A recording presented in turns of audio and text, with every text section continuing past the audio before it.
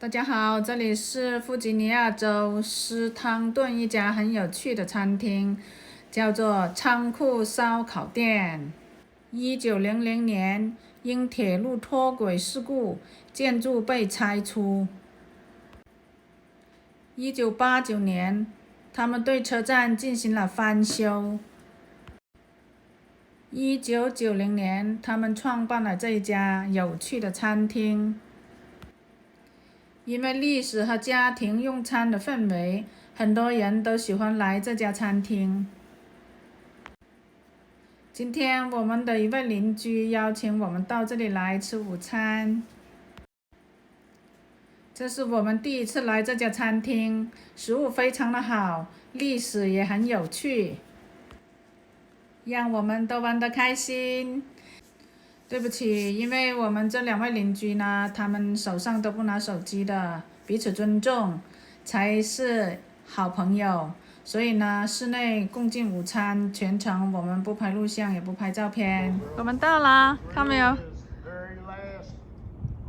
看那个火车厢。Okay. Thank you much. Yes, sir. Thank you. Yeah. Good to hear. Okay. Go straight. Yeah. 对，直走。Then left side. Yeah. 嗯。 Stories. 这位先生说，他这里有好吃的食物。哦，Go here. Okay. Thank you. You have. Go. 他说我们可以走屋檐，这里好走。You see? Be careful. 下面是石头。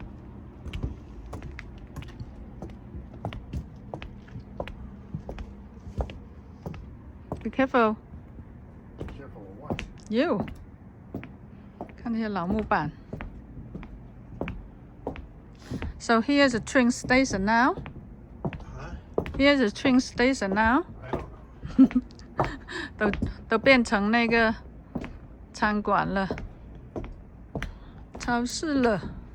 看那个老，这里冰还在，看，还在融雪滴水。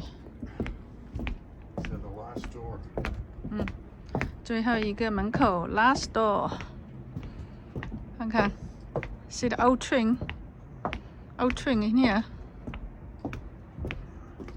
Old downtown， 这是皇帝城市女皇城市，有2位美国总统诞辰在这个城市。Be careful here, snow water still here， 冰融化在这里。到了，进去了。哎，吃完午餐啦， Watch. 带点回去给笑笑。下一站我们去喝Donut咖啡。下一站去喝咖啡。